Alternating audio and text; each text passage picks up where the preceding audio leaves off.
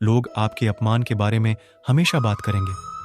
सम्मानित व्यक्ति के लिए अपमान मृत्यु से भी बदतर है। सफलता जिस ताले में बंद रहती है वह 2 चाबियों से खुलती है, एक कठिन परिश्रम और दूसरा दृढ़ संकल्प। मैं भूतकाल, वर्तमान और भविष्य काल के सभी जीवों को जानता हूं, लेकिन वास्तविकता में मुझे कोई नहीं जानता है। जो दान कर्तव्य समझकर बिना किसी संकोच के किसी जरूरतमंद व्यक्ति को दिया जाए वह सात्विक माना जाता है। जो पुरुष सुख तथा दुख में विचलित नहीं होता और इन दोनों में संभाव रहता है वह निश्चित रूप से मुक्ति के योग्य है। कर्म वह फसल है जिसे इंसान को हर हाल में काटना ही पड़ता है, इसलिए हमेशा अच्छे बीज बोए ताकि फसल अच्छी हो। जो लोग भक्ति में श्रद्धा नहीं रखते वे मुझे पा नहीं सकते, अतः वे इस दुनिया में जन्म मृत्यु के रास्ते पर वापस आते रहते हैं। मैं धरती की मधुर सुगंध हूं, मैं अग्नि की ऊष्मा हूं, सभी जीवित प्राणियों का जीवन और सन्यासियों का आत्मसंयम भी मैं ही हूं। वह जो सभी इच्छाएं त्याग देता है और मैं और मेरा की लालसा और भावना से मुक्त हो जाता है, उसे शांति प्राप्त होती है। मेरे लिए ना कोई घृणित है ना प्रिय, किंतु जो व्यक्ति भक्ति के साथ मेरी पूजा करते हैं वो मेरे साथ हैं और मैं भी उनके साथ हूं।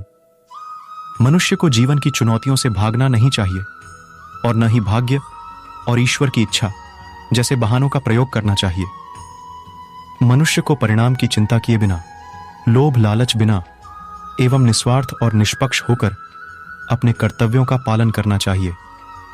जिस तरह प्रकाश की ज्योति अंधेरे में चमकती है, ठीक उसी प्रकार सत्य भी चमकता है।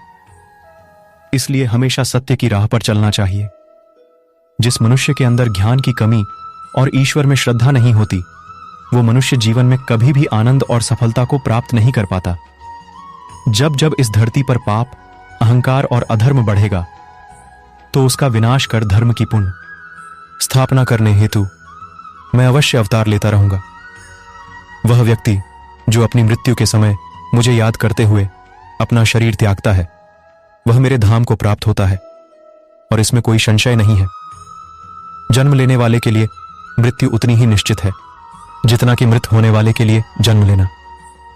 इसलिए जो अपरिहार्य है उस पर शोक मत करो। वह जो वास्तविकता में मेरे उत्कृष्ट जन्म और गतिविधियों को समझता है वह शरीर त्यागने के बाद पुनः जन्म नहीं लेता और मेरे धाम को प्राप्त होता है। जो होने वाला है वो होकर ही रहता है और जो नहीं होने वाला वह कभी नहीं होता।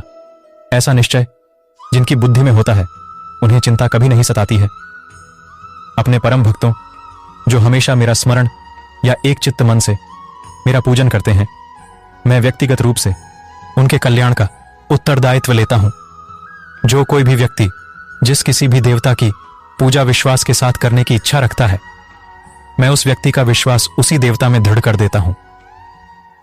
अच्छे कर्म करने के बावजूद भी लोग केवल आपकी बुराइयां ही याद रखेंगे। इसलिए लोग क्या कहते हैं इस पर ध्यान मत दो, तुम अपना कर्म करते रहो। मानव कल्याण ही भगवत गीता का प्रमुख उद्देश्य है। इसलिए मनुष्य को अपने कर्तव्यों का पालन करते समय मानव कल्याण को प्राथमिकता देना चाहिए। इतिहास कहता है कि कल सुख था, विज्ञान कहता है कि कल सुख होगा, लेकिन धर्म कहता है कि अगर मन सच्चा और दिल अच्छा हो तो हर रोज सुख होगा। क्रोध से भ्रम पैदा होता है, भ्रम से बुद्धि व्यग्र होती है, जब बुद्धि व्यग्र होती है तब तर्क नष्ट हो जाता है, जब तर्क नष्ट होता है तब व्यक्ति का पतन हो जाता है।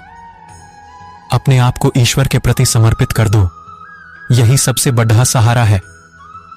जो कोई भी इस सहारे को पहचान गया है वह डर, चिंता और दुखों से आजाद रहता है।